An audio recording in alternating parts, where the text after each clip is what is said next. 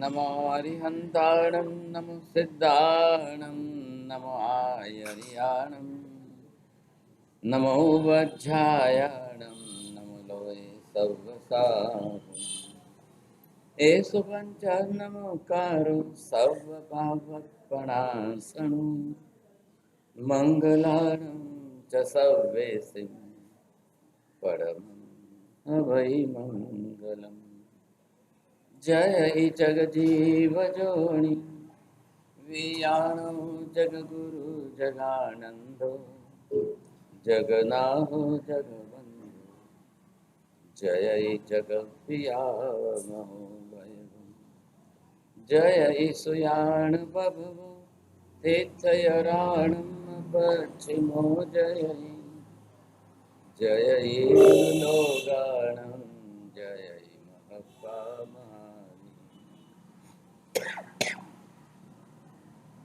सच्चिदानंद संपूर्णं विश्वज्ञं विश्वपावनं शंखेश्वर पुरुषं सं पार्श्वनाथं नमाम्यहम् सर्वारिष्ट प्रणाशाय सर्वाभीष्टार्थदायिने सर्वलब्धि निधान श्री गौतम स्वामिने नमः श्री सुधर्म स्वामिने नमः अज्ञानतिमिरान्धानां ज्ञानाञ्जनशलाकया नेत्रमुन्मीलितं येन तस्मै श्रीगुरवे नमः।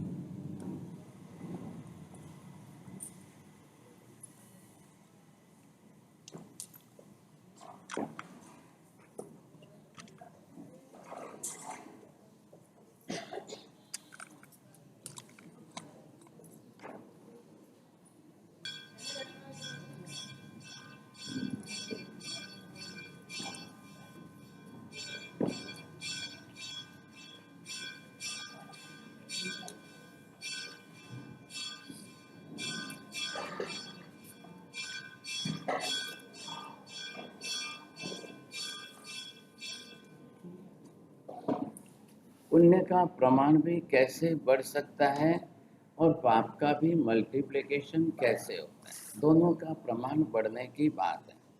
अब बढ़ने में आप जो कर रहे हो उसमें से देखिए कराना कि नहीं कराना।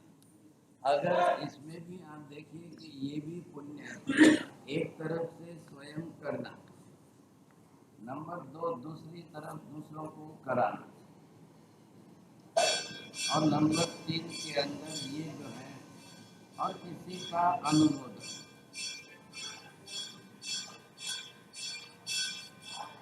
अब तीनों तरीके अपनाएं।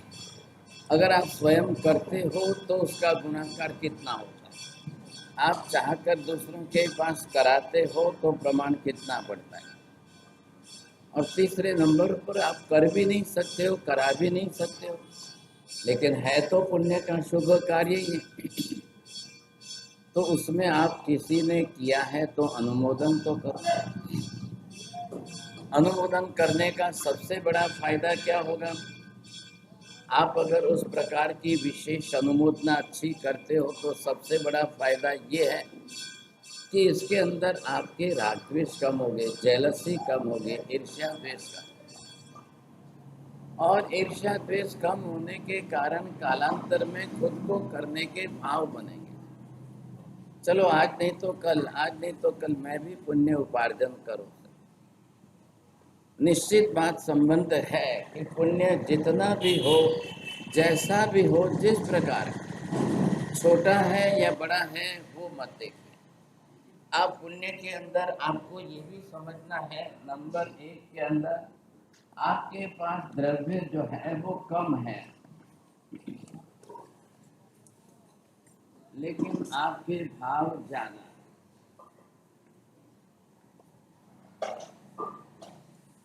साधन सामग्री कम है, प्रमाण कम है, लेकिन आपके भाव बहुत ज्यादा अच्छे हैं।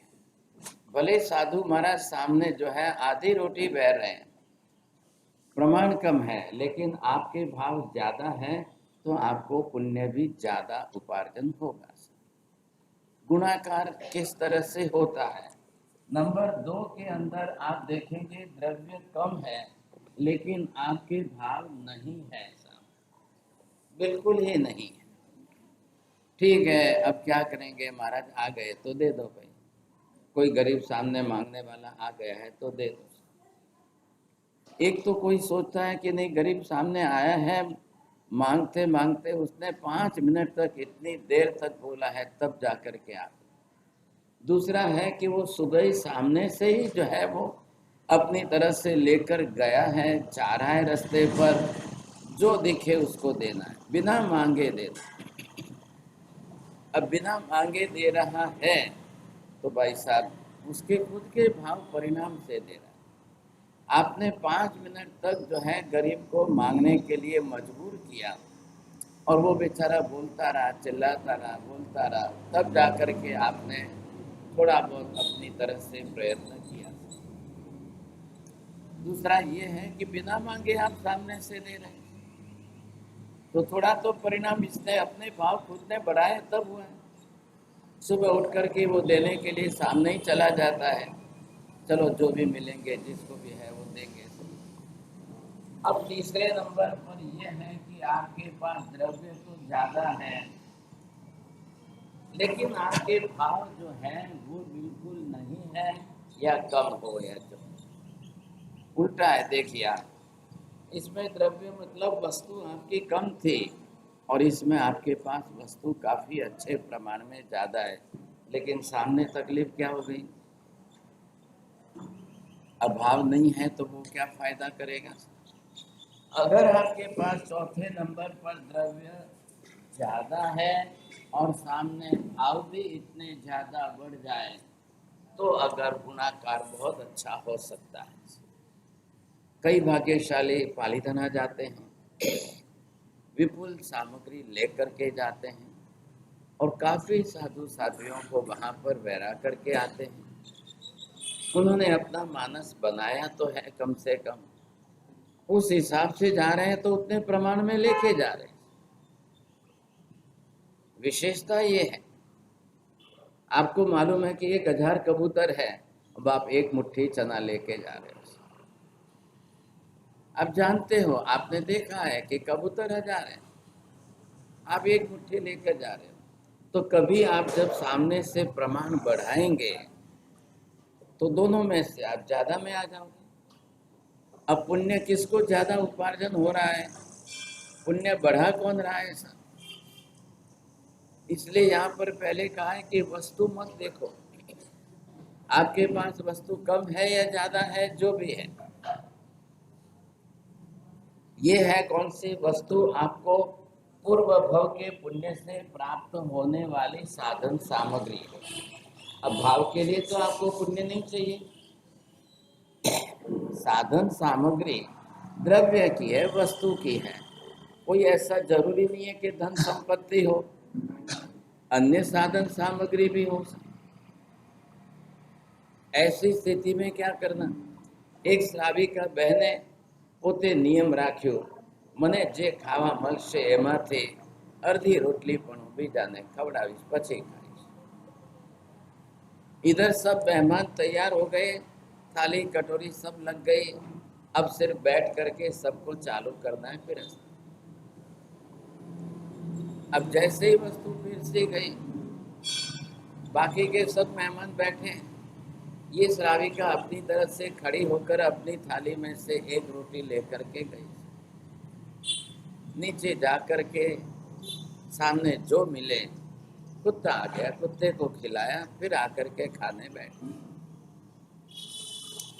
सब मेहमान बैठ चुके थे, वो अपनी तरफ से भोजन करना शुरू कर चुके थे। उसको बुलाए, देखा है क्या वो, केम तमे क्या बाहर गया था, केम गया, પીરસાવાનું શરૂ થઈ ગયું ને રોટલી પીરસાઈ ગઈ, છતાં તમે બહાર ગયા, બીજી બધી વસ્તુ ઠંડી થતી હતી। એટલે એને સામેથી બધાને કીધું કે મારે પહેલો નિયમ છે, જ્યાં સુધી મારા ભાણામાંથી હું બીજાને નહીં ખવડાવું ત્યાં સુધી મારે ખાવું નહીં, એવો મારો નિયમ છે। તો કે રોજ કરો છો, तो कि हाँ હું રોજ કરું છું। કેટલા વર્ષો થઈ ગયા? 18 વર્ષથી કરું છું। अब अपना नियम जो है जिस तरह से उसने अपना नियम रखा है, अब सामने वाले 10 जने पूछे कि भाई તમે આ નિયમ પાળો, તમને શું ફાયદો થયો? શું થયો? શેના માટે થયો? થાય કે ન થાય મારે કઈ ચિંતા નથી, મારે નિયમ મેં રાખ્યો છે, પુણ્ય ઉપાર્જન કરવું અનિવાર્ય। અમારું ઘર અત્યારે જે છે થોડું તકલીફમાં છે, ઘરમાં કુટુંબમાં પરિવારને બધાની થોડી તકલીફ છે, અને મેં પહેલેથી રાખ્યું છે, હું તત્વ સમજી છું કે જે પુણ્ય ઉપાર્જન કરે એના ઘરમાં સુખ સંપત્તિ સમૃદ્ધિ આવે છે। પણ તો ક્યાં આવી 18 વર્ષમાં? પુણ્ય ઉપાર્જન તો થાય છે ને। હું કર્મશાસ્ત્ર સમજી છું, શીખી છું। આજનું આજ કઈ હવારનું બાંધેલું હાંજે નથી આવી જતું। પુણ્ય ભેગું થવા દો, પુણ્ય ભેગું થશે કાલાંતરમાં ભવાંતરમાં। બેમાં ફરક શું છે? કાલાંતર એટલે શું ને ભવાંતર એટલે શું? કાલાંતરની અંદર આજ પછીથી જે કાલ, કોઈ પણ કાલમાં ગમે ત્યારે જ્યારે એનો અબાધ કાલ પૂરો થશે ત્યારે શુભ પુણ્ય ચોક્કસ ઉદયમાં આવશે, એમાં કોઈ બેમાં। आपका उपार्जन किया हुआ पुण्य निरर्थक नहीं जाता है। પંડિતોની ગાથામાં તમે પહેલા સ્પષ્ટ બોલો છો, શંકા કંખ વિવિચ્છાની ગાથામાં કેમ શંકા રાખો છો? જે ધર્મ કર્યો છે, ધર્મ ક્રિયા કરી છે, પુણ્ય ઉપાર્જન કર્યું છે, તો શંકા શું કામ રાખો છો? નથી મળવાનું એવું નથી, સમય લાગવાનો છે। આ રસોઈ નથી કે હમણાં કરીને હમણાં ખાધું, સાંજે હવારે કરીને સાંજે ખાધું, એવું નથી। પુણ્ય કરો ત્યારે પુણ્ય ઉપાર્જન કરો, ઉપાર્જન થયેલું પુણ્ય સ્ટોકમાં ભેગું થવા દો, અને જે પુણ્યની જે અબાધા કાલની લિમિટ પૂરી થશે ત્યારે ઉદયમાં આવશે નક્કી 100%, એમાં કોઈ શંકાને સ્થાન નથી। જે ધર્મ ક્રિયા કરો, કોઈ પણ ધર્મ ક્રિયા નાની મોટી હોય, ક્યારેય પણ શંકા નહીં રાખો। હવે તમારા ભાવ ઉપર આધાર છે। જો એ પુણ્યની ક્રિયા હશે તો પુણ્યના ખાતામાં જમા થશે। સંવર તત્કાલ ફલદાયી છે, નિદ્રા તત્કાલ ફલદાયી છે, પુણ્ય લાંબા ગાળે ફળ આપતું હોય છે। ખ્યાલ આવ્યો? તો ચારેનો હિસાબ પહેલા અંદરથી નક્કી કરી લઈએ, એટલે કોના હિસાબે શું કેટલું મળવાનું।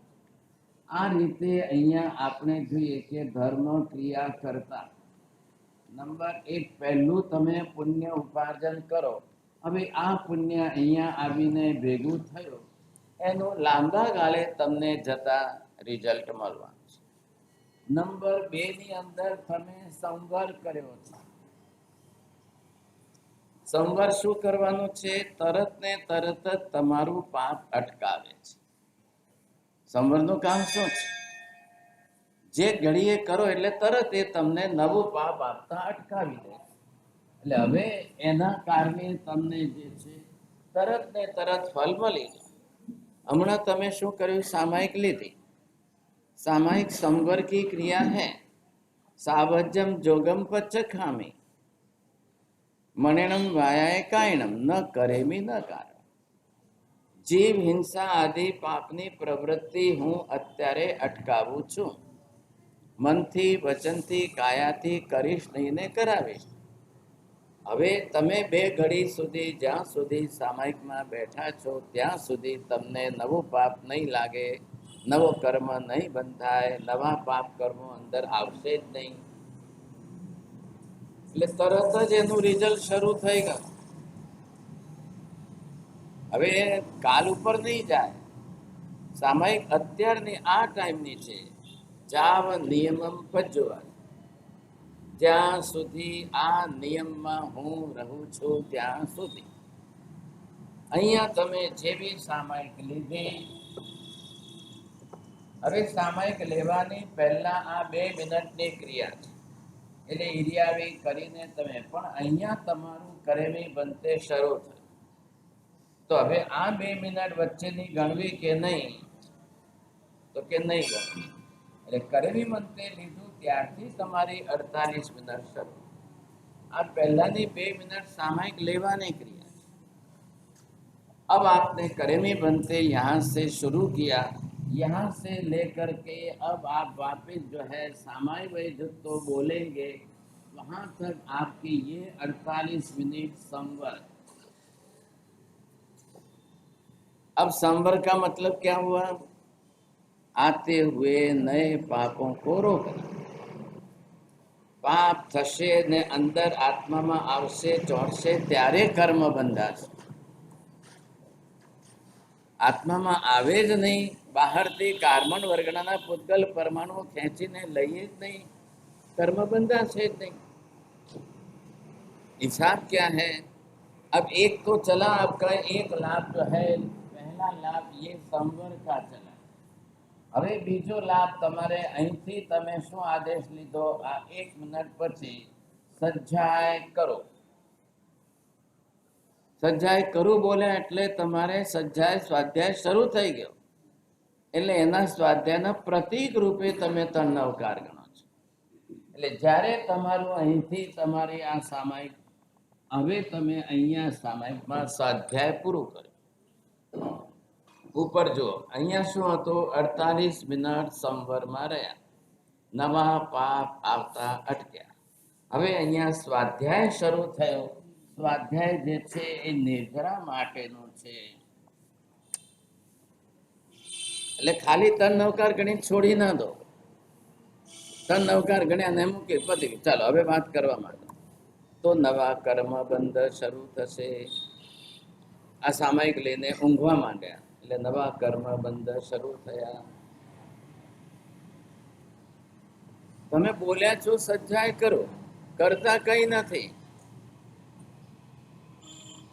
એટલે પછી નવા કર્મ બંધાવાના શરૂ થઈ જાય. તો જ્યાં સુધી તમારું સ્વાધ્યાય એક ધારું ચાલશે તો નિજરા થશે. એટલે આનો સંબંધ, નિજરાનો સંબંધ આ રિઝલ્ટ છે. હવે આનો સીધો સંબંધ આ કારણ સાથે છે. સ્વાધ્યાય ચાલશે તો નિજરા થશે. તપ ધર્મનું પરિણામ નિજરા છે. એટલે હવે એક ધારી નિજરા ચાલે સમજાય. હવે એનો મતલબ એ થયો કે તમે સ્વાધ્યાય સિવાય સામાયિકમાં બીજો કંઈ કરી જ ના શકો. आपको सामायिक में स्वाध्याय के सिवा दूसरा कुछ भी नहीं करना है. अब आपने दूसरा कुछ शुरू कर दिया, बातें करना शुरू कर दी. सामायिक लेकर के आप नींद लेने बैठ गए, आप दूसरे आर्त ध्यान में चले गए, घर की चिंता में, परिवार की चिंता में और कुछ विचारों में आप चले गए, तो फिर आपके यहाँ पर ये निद्रा नहीं होगी. अब नहीं होगी तो फिर वापिस जो है चारों तरफ से अब ये कर्म यहाँ नया बंधा, ये कर्म आपको नया. प्रतिज्ञा करेवी बनते में किसके लिए आपने? सावजम जोगम पचखामी. प्राणातिपात जीव हिंसा आपने नहीं की, वृषावाद झूठ नहीं बोला, चोरी नहीं की, आपने जो नहीं किया वो.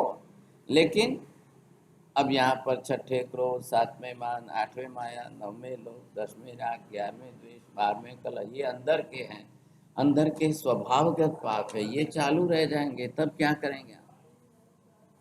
सावध्यम जोगम पचखामी में करवी बनते का पाठ आपने सावध्य जीव हिंसा की क्रिया नहीं की तो संवर रहा है. बाकी के पाप आप अगर मन में राग द्वेष क्लेश कसाय कर रहे हो तो हो रहे, वो चल रहे हैं आप.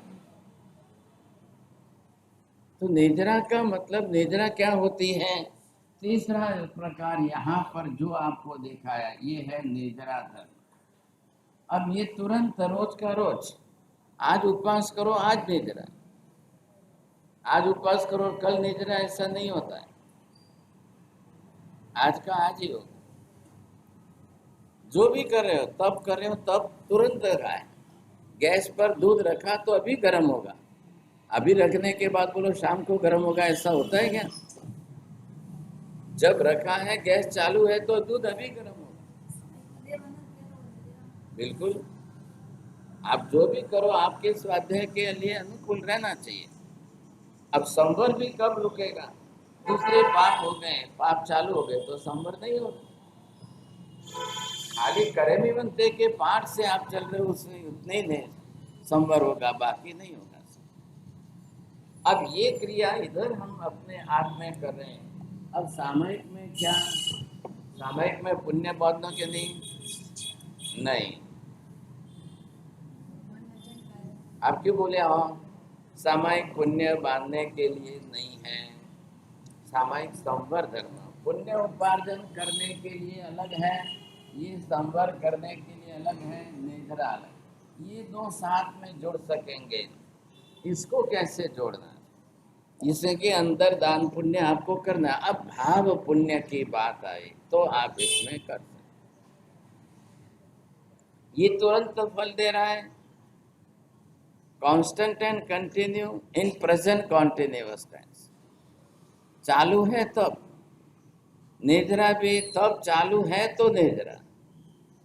पुण्य का क्या है? आज अभी आपने पुण्य उपार्जन किया, वो खाते में जाएगा, शुभ कर्म के रूप में बना रहेगा। अब वो किस समय, कल, परसों या इस वर्ष में, इस भाव में या अगले जन्म में, अब वो कब जाकर के आपको पुण्य सुख देगा, वो कालांतर। ये पुण्य है तो पुण्य का काम है कि आपको कल जाकर के सुख देना। तो अभी का अभी तो कैसे देगा?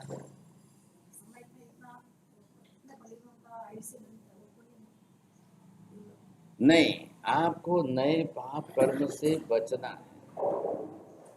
नए पाप कर्म से बचेंगे तो शुभ भाव में आए। पुण्य के अंदर जो विभाग है, इस पुण्य के विभाग के अंदर अब पुण्य उपार्जन करने का जो हेतु है, अब ये हो गया इसमें द्रव्य पुण्य और ये आपका भाव पुण्य। अब द्रव्य पुण्य 5 प्रकार का है और ये 4 प्रकार के अंदर 3 ये और एक लास्ट में चौथा ये जो है नमस्कार पुण्य।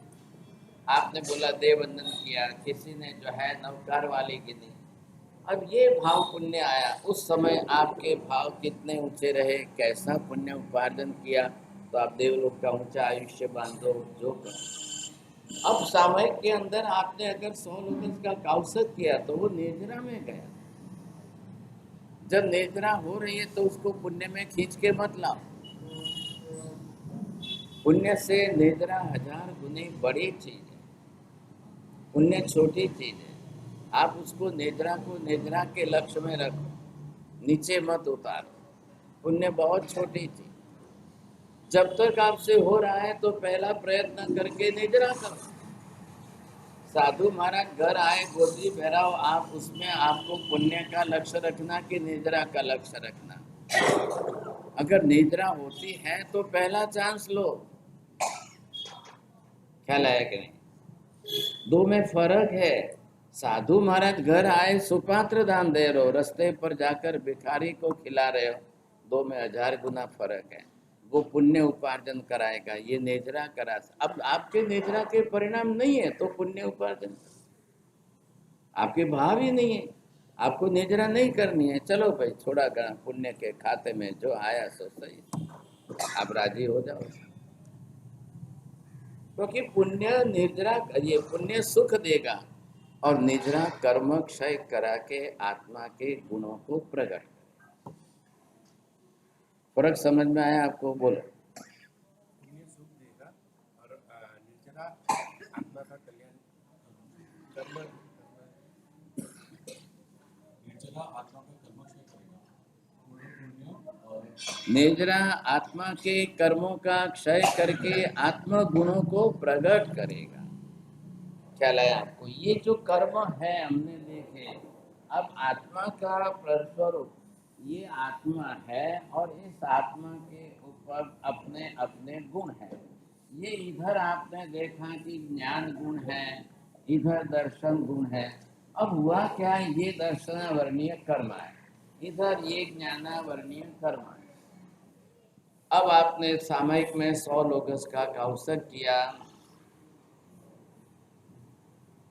अब आप कर्म क्षय करो तो ये कर्म के पार्टिकल्स जो है, ये कार्बन वर्गना के पुद्गल परमाणु, ये आत्मा से निकल करके बाहर जाए, इसका नाम नेत्रा। आपने 28 की, आपने 9 उपवास किए, आपने मासक क्षमण किया, तो इधर से ये कर्म की प्रकृतियों का क्षय होना चाहिए। अब ये कर्म प्रकृति अगर इसके परमाणु बाहर निकलते हैं, समझे, आपने दूध गैस पर रखा है तो स्टीम निकलेगी कि नहीं? पानी रखा है तो स्टीम जो है निकलती है। जब आत्मा तब के अंदर रहे तो कर्म क्षय के अंदर इसकी ये परमाणु बाहर निकलते। किस लिए कर रहे हैं? क्यों? पर्यूषण में आपको निद्रा ज्यादा करनी है, व्यवहार से बाहर आपको पुण्य उपार्जन करना है, अंतर में आत्मा को निद्रा करना। अब ये जितने उपवास आप करो वो आपके निद्रा के लिए है। यहाँ देखिए, अब जैसे जैसे निद्रा हुई तो यहाँ आपके अंदर ये इतना प्रमाण में ये ज्ञान गुण अंदर से प्रकट हुआ, इधर आपने ये समता गुण आपका प्रकट हुआ, इधर आत्मा के अंदर ये दर्शन गुण आपका प्रकट हुआ। ये किससे हुआ? कर्म क्षय से। जो बाहर का आवरण था वो घटा तो प्रकट हुआ। आप आकाश में बादलों को देखिए, काले घनघोर बादल छा जाए तो सूर्य दिखना भी बंद हो जाता है। अब जैसे बादल हटते जाएंगे, इधर वापस प्रकाश, धूप, सूर्य वापस दिखाई देगा। अब ये कर्म के आवरण इतने ज्यादा बंधे हुए हैं, इसके लिए हम तब तपस्या कर रहे हैं। अब तप धर्म को 6 बाह्य और 6 अभ्यंतर दोनों में जोड़ा है। अब पर्यूषण आवे तब 28-9 उपवास मास्कमन कर लो, लेकिन रोज क्या करेंगे? रोज उपवास नहीं हो सकते हैं तो रोज सामायिक के अंदर 100 लोगस का अवसर कर लो, स्वाध्याय कर लो, ध्यान कर लो। आप जो भी करोगे वो आपके निद्रा के लिए। अब ये आत्मा का घर है। इधर देखिए, आपने ये निद्रा की, इधर 9 उपवास करके 28 करके मास्कमन करके, अब जैसे ही पर्यूषण पूरे हो गए कि आपने वापस गणपति लाए, गणपति बैठाए, अब ये वापस नया कर्म और बन गया था। तो ये तो निद्रा की हुई तो गया और वापस नया कर्म बन गया। आपके घर के अंदर टेरेस के ऊपर पानी की ओवरहेड टैंक है तो बाहर कॉरपोरेशन का पानी आएगा। आपके बाथरूम में आया, आपने रोज पानी का उपयोग किया, इतना कम हुआ, कल फिर वापस नया आएगा। आत्मा भी कैसी है? पानी जैसे, ओवरहेड टैंक जैसी। अब आप रोज जितना कर्म क्षय करोगे तो निद्रा करोगे तो कितना क्षय होगा? 2%, 5%, 10%। कल नया बांधोगे तो नया आएगा। इधर आपने 28 किए, उपवास किए, 9 उपवास किए और वापिस गणपति बैठा कर गणपति ला करके अब आपने नया कर्म, तो ये मिथ्या तो मोनीय कर्म और नया हो गया। अब आज आंबिल कर रहे हो, अभी तक कुछ कर रहे हो, ये श्राद्ध पक्ष, थोड़े कागड़े को कौवे को खिलाया, अब परसों से वापस नवरात्रि में जा करके रास्ते पर नाच लोगे। हटे नहीं है डीजे ठका बोरीवली का। अब वो वापिस जो है नवरात्रि के लिए देवी को राजी करने के लिए वो जाके रास्ते पर नाचेंगे रात। अब फिर उनका मिथ्या तो मोहनीय कर्म, फिर 10 गुना नया कर्म बांध, फिर बोलेंगे नहीं भाई आंबिल की होली कर लेंगे। अब आंबिल की होली के अंदर आप निद्रा करोगे कितनी? 10% करोगे या कोई 20% कर ले, तो इसमें से आपकी निद्रा हुई कितनी और वापिस नया कर्म बना कितना सा? फिर वापिस दिवाली आएगी तो पटाखे फोड़ लेंगे, तो पटाखे फोड़ लिए तो फिर वापिस जीव हिंसा का प्रमाण इतना बढ़ गया। इधर महावीर स्वामी का निर्माण हुआ है और इधर खास करके हमें घुघरा बनावीने खासू, मिठाई खा के राजी होंगे ऐसा, फिर वापिस नया कर्म और बनेगा। તમારા ઘરમાં કોઈ મરી ગયું હોય તો તમે ઘૂઘરા ખાઓ છો કે લાડવા ખાઓ છો? કેમ આપણે ના નથી પાડતા? તમારા ઘરમાં કોઈ બાપ દાદા મરી ગયા હોય, કોઈ પણ મરી ગયું હોય તો તમે ખાઓ ખરા? ને મહાવીર સ્વામી કાલધરમાં એ ક્યાં આપણે હગ્ગા લાગે છે કે મારા દીકરા દીકરી થોડી જ છે, કે મારા કાકા થોડી જ છે. ગયા તો ગયા, હવે આપણે તો આરામથી લીલા લહેરથી खवाए। ये चलेगा, रिवाज देखना। बस अभी 8 दिन तक कौवे को खिलाया और कल जो है अमावस पूरी हो जाएगी, परसों से वापस अंबिका देवी के सामने रात को नाचना शुरू हो जाएगा। कोई घरों में आरती करेंगे, कोई घर में जाकर के फल नैवेद्य चढ़ाएंगे, कोई घर में कुछ करेंगे, कोई कुछ करेंगे। फिर आंबिल की होली आएगी, आंबिल की होली भी करेंगे। कोई बात से મને મહિના રે વ્યાહ वो ने મને पति रे कोड मटिए तो आप ही कोई करो तो सही। अब लक्ष्य वो है तो आप उस हिसाब से करें। फिर वापिस आंबिल की होली जाएगी, समझे। फिर बाद में तो घर की साफ सफाई इतनी चलेगी कि कोई महाराज तुम तुम्हारे व्याख्यान देते रहना। घर धो साफ सफाई लादी साफ करोगे मैं कौन हम नहीं। फिर बाद में थोड़े दिन हो जाएंगे तो चलो दीपावली आ गई, अब आप मिठाई घर में बननी शुरू हो जाएगी। पेलू बीजू कई फाफड़ा ने पेलू गोल गोल ने कई बनावे ने लाभ, ऐसा करना शुरू हो जाएगा। खा पी के मजा करो, चलो हो गया सब, दिवाली हो गया, बेस्ता महीने बाप से मंगली खमराओ, खेल खत्म। અને કારતક પૂનમ ભાઈ ચોમાસા શરૂ થાય, अब तो सब खा पी के मजा करना। હવે આવતા વર્ષે જોઈશું। ये रीति रिवाज जिस तरह से हमने बना दिए, डाल दिए हिसाब, अब किसी के लिए धर्म करना तो क्या करना। क्योंकि बहुत अफसोस होता है, धर्म की समझ नहीं है, धर्म का ज्ञान नहीं है। करेंगे 28-29 उपवास करेंगे, फिर गणपति लाके बैठेंगे, इधर घर में पर्यूषण आएंगे, थोड़े दिन ये कर लेंगे, फिर बाहर से जो है ब्रेड बटर मंगा, रास्ते पर से ब्रेड मंगा के खाओ, रास्ते पर से जो है पानी पूरी मंगा के खाओ।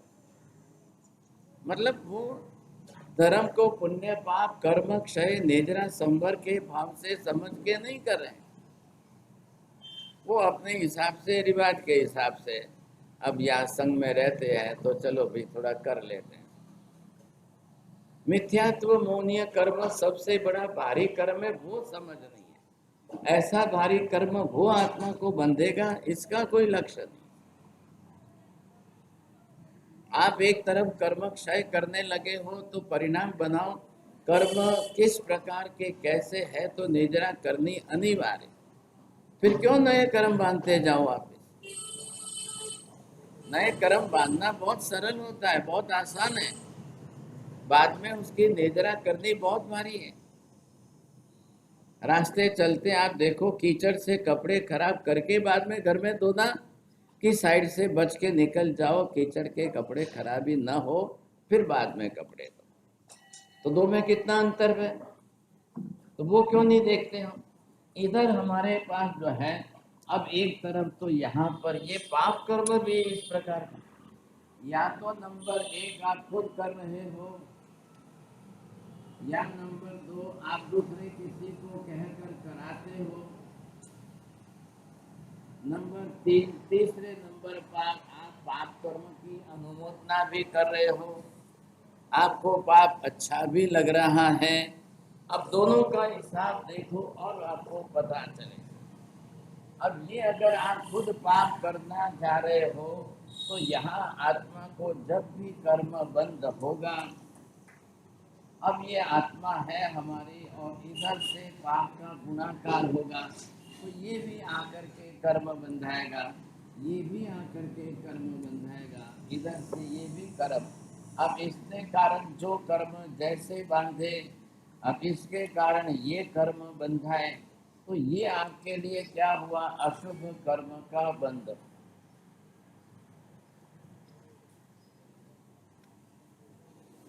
अब ये अशुभ कर्म का हुआ, इधर से आप करो, अब इधर से जिसने जितने प्रमाण में किया है तो कल इसका शुभ कर्म भी आपके साथ में रहेगा, तो ये आपके घर में शुभ कर्म साथ में उदय रहेगा। अब ये कर्म भी उदय में आएगा कालांतर में, इधर से ये भी उदय में आएगा। अब इधर से देखो तो इसका प्रमाण किसका कितना है? अब किसी का प्रमाण तो 20% है, किसी का प्रमाण 30% है, इधर का देखो तो किसी का 70% है, किसी का 80% है। कितना लगू माझे आप और लगूगा नहीं। अब अपने अपने हिसाब से देख लो आप सब, जो भी करेगा जो करेगा वो अपना खुद का उपार्जन। मेरा किया हुआ आपको नहीं लगेगा, आपका किया हुआ मेरे को नहीं। बाप का बाप के साथ है, बेटे का बेटे के साथ है, भाई का भाई के साथ है, सबका अपना अपना हिसाब सबके साथ। अब आपको पुण्य करना है तो ये कर्म आपके विभाग में यहाँ से जो है, ये विभाग जितना आया है, ये कालांतर में जाकर के आपको ये अपनी तरह से शुभ फल जरूर देगा। तो इसका काम है सुख देना, संपत्ति देना, समृद्धि देना और संतति देना, सद्गति देना, सौभाग्य देना। अब ये इसका काम है।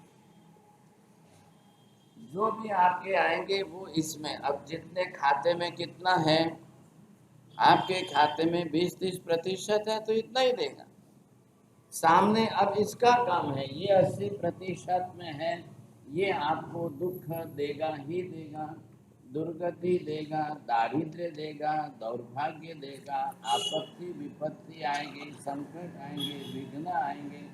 अब ये सब इसके कारण आने ही है। अब आप कहोगे नहीं नहीं पद्मावती को एक लाल चुनरी चढ़ा दोगे तो मेरा कुछ भी नहीं होगा, ये अंधश्रद्धा बिल्कुल निरर्थक। ऐसी अंधश्रद्धा नहीं रखनी है। कोई पद्मावती आपके कर्म में कोई फेरफार नहीं कर सकती है, कोई भैरू जी आपके कर्म में कोई इधर उधर कुछ नहीं कर सकते हैं। महावीर स्वामी दीक्षा लेकर 12.5 बरस तक वो जब अपनी साधना में गए थे, तब पद्मावती कहाँ गए थे, तब भैरू जी कहाँ गए थे? उस समय नहीं थे क्या? सब थे। देवी देवता तो उस समय भी। आज पद्मावती वो अपना कर्म क्षय करने के लिए करेगी कि आपके कर्म को निकाल दे? इस समय वहां पर महावीर क्षेत्र के अंदर सिमंदर स्वामी आते, वहां भी देवी देवता तो है कि नहीं? वहां तो रोज आते हैं समूह से। अब दूसरों के कर्म क्षय करने के लिए देवी देवता क्या कर सकेंगे? कोई देवी देवता आके आपके कर्म क्षय कर सकते हैं क्या? कोई देवी देवता आपके अंदर इधर का उधर, इस कर्म को इधर, इधर का इधर कुछ नहीं करेंगे, कोई कम नहीं करेंगे।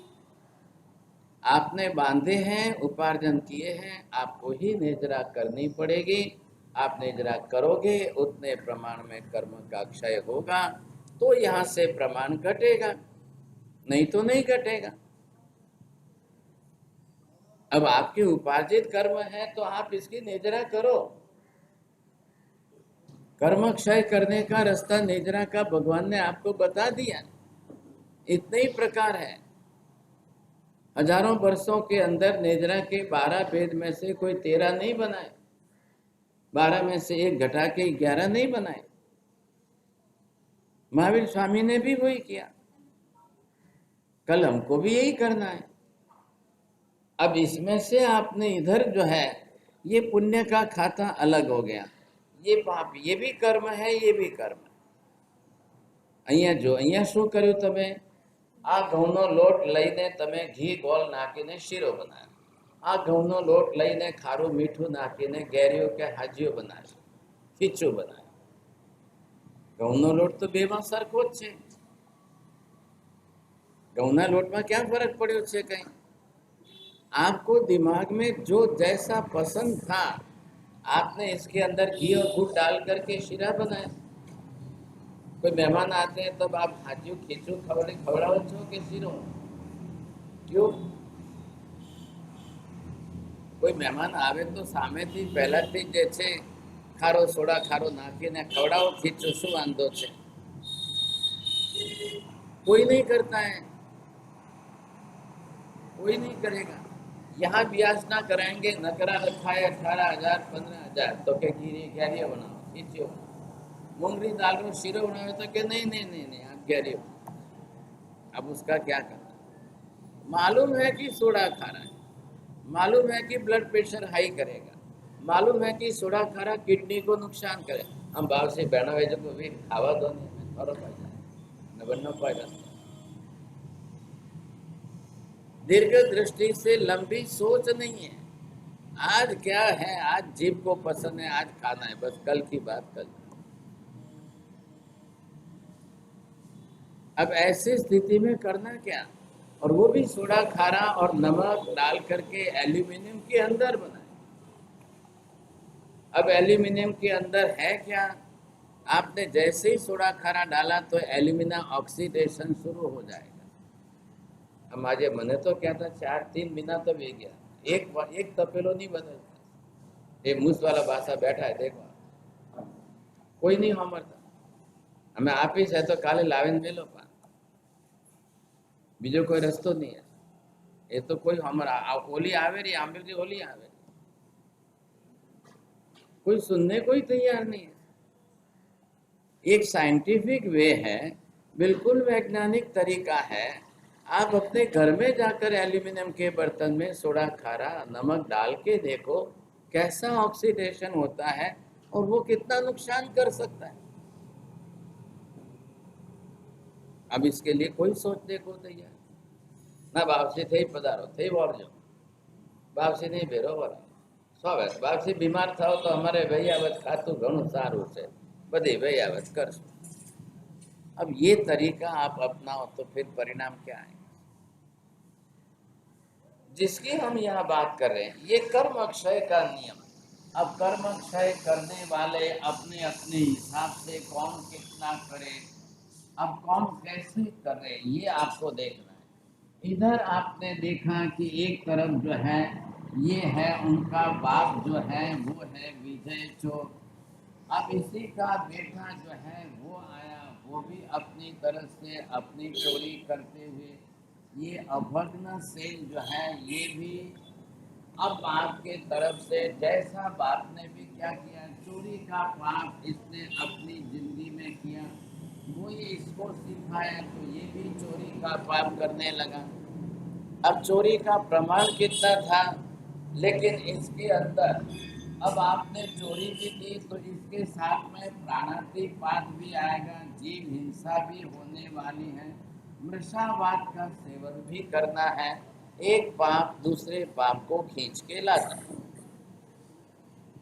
ये दुनिया का नियम है। पाप की प्रवृत्ति बढ़ गई, पाप के स्वभाव की वृत्ति आपकी हो गई, एक पाप दूसरे पाप को सामने से खींच के लाएगा। अब वो होना ही होना है, वैसा ही होना है। बाप ने चोरी की इतनी जिंदगी भर, पूरी जिंदगी चोरों का राजा बन के रहा, पल्लीपति जिसको। अब उसी के घर में बेटा आया, अब बेटे ने चोरी की, अब बाप से बेटा चोरी को दुगना बढ़ा रहा है, अब हिसाब बढ़ा रहा है। तो आखिर तो आत्मा के घर में अब जब भी कोई हो समझेगा, अब ये भी एक आत्मा ही है और ये भी एक आत्मा है। अब इसने बाप ने चोरी की तो इनका प्रमाण आप देख लो कि इसने कितने प्रमाण में चोरी का पाप कर्म कितना। अब जितने कर्म ये अपने आप में भरते गए भरते गए भरते गए, अब कितने वर्षों तक करते रहे, कौन सा पाप कितने प्रमाण में किया। अब आयुष्य पूरा होने के बाद ये भी नरक में गए। ये बेटा आया तो अब इस बेटे ने अपनी तरह से बढ़ाया पाप का हिसाब, अब ये कितनी चोरी करे, कितने प्रमाण में करे। अब ऐसी स्थिति के अंदर ये अपने कर्म कितने बढ़ाएगा, अब इसके पाप कर्म कितने बढ़े। और आपको आश्चर्य तो ये लगेगा ये कर्म आयुष्य कर्म है। अब आयुष्य कर्म बेटे का कितना, सिर्फ 37 बरस का इसका आयु। 37 बरस के अंदर ये कितना पाप करता जाएगा, कितना पाप। अब अपनी आत्मा के ऊपर इसने कितने कर्म इकट्ठे किए, हिसाब देखो आप पहले। अब ये यहाँ से मर के 37 बरस के आयुष्य में मर करके ये तीसरी नरक में जाए, 7 सागरों पर का आयुष्य वहां पर बिताए। अब इसका हिसाब क्या करना? तो बाप ने तो 10 गुना ज्यादा, तो वो और कहाँ जाएंगे? पाप तो पाप ही है, कर्म तो कर्म। कोई भी करो, ये संसार का संबंध यहाँ पर आप बाप बेटा व्यवहार नहीं से संसार के संबंध से बाप बेटा। महावीर कह रहे ये आत्मा अलग है, ये आत्मा। अगर बाप ने अपने जीवन के अंदर ऐसी चोरी का धंधा नहीं बढ़ाया होता तो बेटों को नहीं करना पड़ता। आपने पहले ही प्लेटफॉर्म तैयार रखा है। आपने पहले ये सब करते करते करके करके इतने बड़े पैमाने पर आपने तैयार। अब जो जीव आएगा तो उसी वातावरण में वो पलेगा। घर में चोरी का वातावरण न हो तो बेटे को चोरी करने का कोई स्वप्न में भी ख्याल नहीं आए, कोई इच्छा ही नहीं होगी। अब जो जीव जिस जगह से जैसे आ रहा है, आपका घर अपनी तरह से आपको अपना परिवार बनाना है। अब ये अगर कोई पुण्यशाली का परिवार है तो इसके घर में ये नहीं आ सकते। कल इसको भी नरक में से निकलना है, कहाँ जाएगा? कोई पुण्यशाली के घर में नहीं जाएगा। हर माँ बाप को चाहिए कि पहले अपनी कन्या किसी पुण्यशाली के घर में दो, जिसके घर में पाप की प्रवृत्ति ज्यादा हो उसको हमको नहीं देना। हमारी बेटी सौ बहता हमारा गणपिया खूब बहता, सौ बहता था, मोरे नहीं देखना। आप पैसा देकर देना चाहते हो कि पुण्यशाली का घर देकर देना चाहते हो? अगर आपके पास श्रीमंताई है, पैसा है, लेकिन कल पाप कर्म बढ़ता गया, उदय में आया, देखते देखते देखते देखते लोगों की आंखों के सामने अच्छे अच्छे करोड़पति अरबपति सब खेल खत्म। आपने विजय माल्या का नाम तो सुना है, सब जानते हो विजय माल्या। दारू की फैक्ट्री लगा करके करोड़ों कमाए, लेकिन एक एक दिन का पाप का हिसाब देखो आप, एक एक दिन के पाप का हिसाब। दुनिया खाली पैसा देखती है। दुनिया ने देखा कि वो तो इतने आखिर प्लेन की लाइन विमानों की चला रहे हैं, सर नहीं, उसके जीवन में पाप का हिसाब देखने जाओ, कितने पाप, कैसे पाप, किस तरह से पाप कर रहा है, कोई हिसाब। ऐसे लोगों को अति अति जब हो जाता है तो पाप का हिसाब इसी जन्म में मिलना शुरू हो जाता है। एक आउट ऑफ लिमिट, जब वो अति हो जाएगा तब आप क्या करोगे?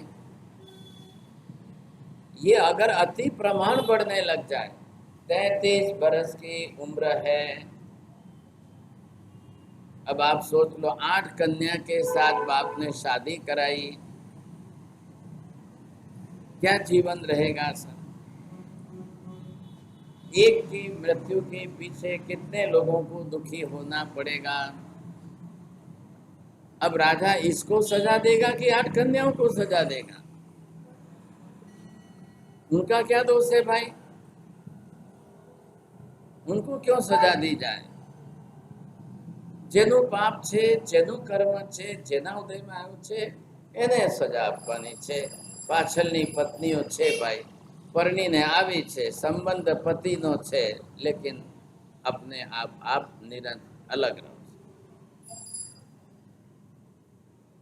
सब जगह पर ये है, अलग अलग तरीके से सबका हिसाब देखो। अब कौन अपना पाप करके जा रहा है, कौन कितने पाप बढ़ाकर जा रहा है, कौन कितने कर्म बांध कर जी जा रहा है। जीना आपको कितना है, जिसका जितना आयुष्य है उतना ही जीना है। आयुष्य से ज्यादा आप 1 सेकंड भी, 1 मिनट भी आप नहीं जी सकते। अब हो सकता है कि आयुष्य पहले टूट जाए, आयुष्य आपका पहले घट जाए, वो भी संभव है, क्योंकि आयुष्य है ही उस प्रकार का है। टूट सकता है, घट सकता है। ऐसी स्थिति के अंदर अब यहाँ पर विजय चोर पकड़ा नहीं गया, राजा के यहाँ पकड़ा नहीं गया तो उसको सजा नहीं, कर्म का क्या होगा? यहाँ आप नहीं पकड़े जाओ, राजा के हाथ से छूट सकते हो, बच सकते हो, लेकिन कर्म की सजा से बच सकते हो? नरक में गए तो वहां कैसे छूटेंगे आप? आप यहाँ बचोगे, यहाँ छूट जाओगे, कर्म की सजा से कोई नहीं छूट। कर्म तो आज नहीं तो कल उदय में आने हैं, वो आने ही हैं। जब आएंगे तब की बात है। आज पाप करने वाले कई लोग राजी होते हैं, लो देखो कहाँ आया दुख, आया क्या उदय में। ये महाराज तो रोज ठंडे गप्पे लगाते हैं, रोज बोलते हैं मैं जा करके अभी जीव हिंसा करके आता हूँ, मैं जाके किसी को मार के आता हूँ। आता है क्या मेरी जिंदगी में दुख? वो अपने पाप का अहंकार करे। आज का आज नहीं आएगा। आज किसी जीव वध किया है, आज किसी की हिंसा की है, आज पाप किया है, आज का आज भले ही वो दुख उदय में ना आए, लेकिन कर्म अपना फल अवश्य देता है। कर्म का फल आने में समय का विलंब होता जरूर दिखाई देता है, लेकिन निश्चितता उसमें बनी रहती। आज से कोई संबंध नहीं है, आज और कल के काल के साथ कोई संबंध नहीं है। अब जिस समय जिसका उदय होना चाहिए, हर एक प्रकृति, ये अंदर की अलग अलग प्रकृति है, इनकी अलग अलग प्रकृति है। अब यहाँ तक है, वहाँ तक बाप बेटा है। अब मरने के बाद कौन, नरक में कौन बाप बेटा है? नरक में जाने के वहां बाप कौन है, बेटा कौन है? वहां कहाँ संबंध है?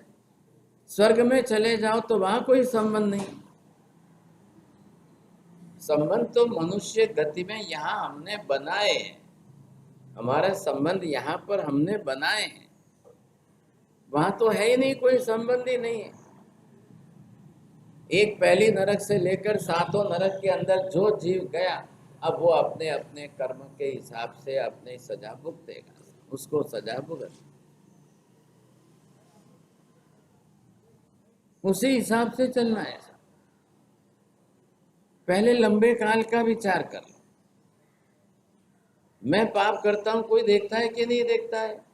मैं पाप करता हूं, किसी को पता चलता है कि नहीं पता चलता है?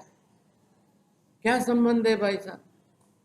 पत्नी कल जाके पाप करे, किसी को पता न चले, पति जाकर के कल बाहर पाप करके आए, किसी को पता न, फिर नहीं चले तो नहीं चले, तो क्या फर्क पड़ता है?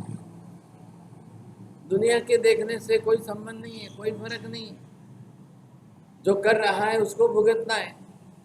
कल जाके कालांतर में जब उदय में आएगा तब आपको भुगतना है।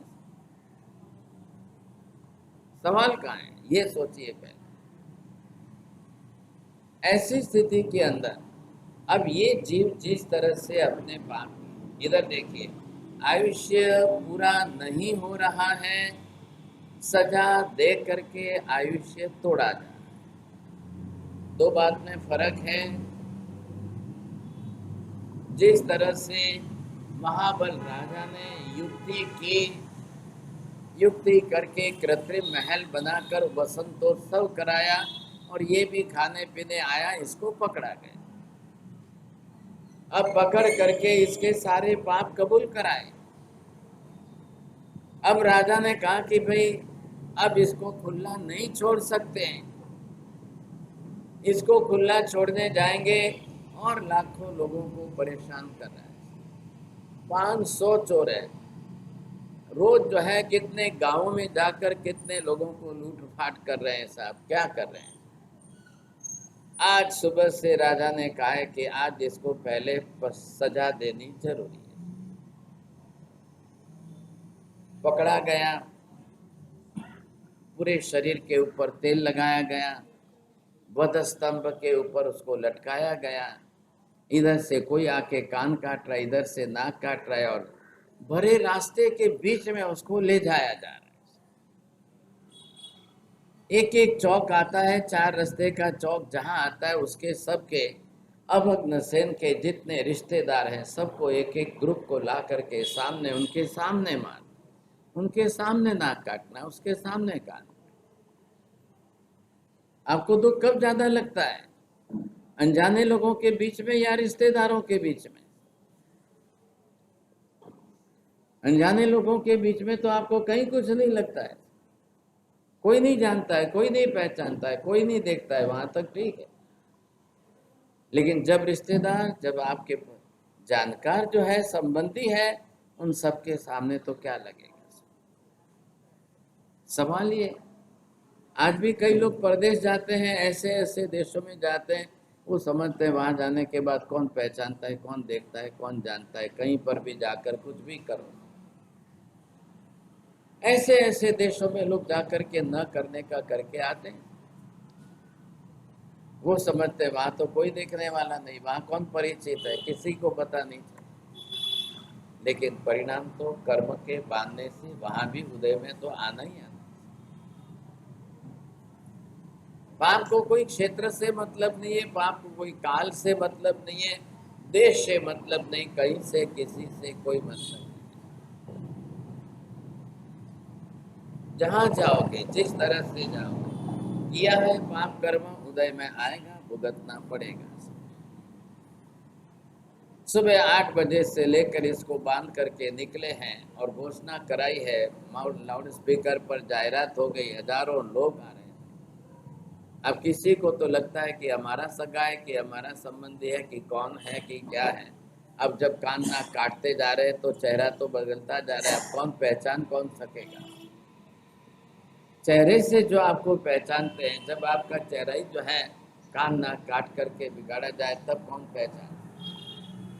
अब सब रिश्तेदार के अंदर 13 प्रकार के रास्ते में चौक आते हैं, कहीं काका काकी को, कहीं मामा मामी को, कहीं जो है दादा दादी, कहीं पोते पोती को। अब सबको एक एक के सामने लाकर दिखाते हुए इसके जो है शरीर के टुकड़े। अब यहाँ तो जो शब्द लिखे हैं आप सुन भी नहीं सकते, उसी के शरीर में से खून निकाल कर वापिस उसी को पिलाया जा रहा है। ऐसी परिस्थिति खड़ी की। जब यहाँ पर इस प्रकार की सजा अगर एक राजा अपने सेवकों के पास दिला सकता है, तो नरक में क्या होगा और कैसी होगी सर? नरक के अंदर कोई परमाधामी इस प्रकार की सजा देगा तो शायद हमारी कल्पना में नहीं आ। इतनी बड़ी लोहे की कढ़ाई लेकर के उसमें तेल भर के नीचे आग लगाकर खौलते हुए तेल में जिंदे मनुष्य को पकड़ करके डाले और भजिए की तरह से तलने लगे। अब ये कोई सोच सकते हैं क्या? आंखों के सामने हर महिला रोज करती है साहब, कढ़ाई में भजिए तलना उनको रोज आता है। लेकिन इतनी बड़ी कढ़ाई के अंदर मनुष्यों को तलना कोई देख सकते हो आप? ये नरक में रोज हो रहा है, रोज हो रहा है। नरक के अंदर उनकी सजा तो वो तो परमाधामी को उनके हिसाब से देना है। अब ये सजा का पूरा चल रहा है चित्र। अब शाम तक होते, सुबह से ही लेकर 8 बजे से लेकर इतने कान ना काटे, फिर भी मृत्यु नहीं हो रही है। 2 घंटे तड़पता रहा, 4 घंटे तड़पता रहा, 12 बज गए सर, और एक एक शरीर के अंदर कहीं से भी उसके शरीर में तीर भाला डाल करके खोज करके मांस का टुकड़ा निकाला जा रहा है। खून निकल रहा है तो वो कप में भर के फिर खिलाया जा रहा है। 4 घंटे तक इस तरह से जो तड़पता रहे तो क्या हालत है? दोपहर के 2 बज गए, अब 6 घंटे तक तड़प रहा है। दोपहर को 4 बज गए, 8 घंटे तक तड़प रहा है। अब उसकी तड़पन देख करके किसी को दया आएगी? તમને બીજાનું દુઃખ જોઈને દયા આવે છે કે કોઈનું પાપ જોઈને પણ દયા આવે છે? દુઃખ જોઈને દયા આવતી હોય તો તમારી દયા બહુ ઓછી કહેવાય છે, પણ કોઈને પાપ કરતા જોઈને ભાવ દયા જો જાગતી હોય કે આ જીવનું શું થશે, આજે એને ખબર નથી કે આટલા પાપો કરી રહ્યો છે, કાલે એનું શું થશે। आज भी आप चले जाओ, इतनी बड़ी बड़ी इंडस्ट्री चल रही है, इतने बड़े बड़े कारखाने चल रहे हैं, इतने बड़े बड़े कत्ल खाने चल रहे हैं, इतनी लंबी प्रोसेस चल रही है, इतनी लंबी, 1000 आदमी एक साथ में काम कर रहे हैं, ऐसे बड़े कत्ल खाने आज भी चल रहे हैं। आज भी हजारों की तादाद में चल रहे हैं साहब। 1000 आदमी एक एक मिनट, एक सेकंड खड़ा नहीं रह सकता है।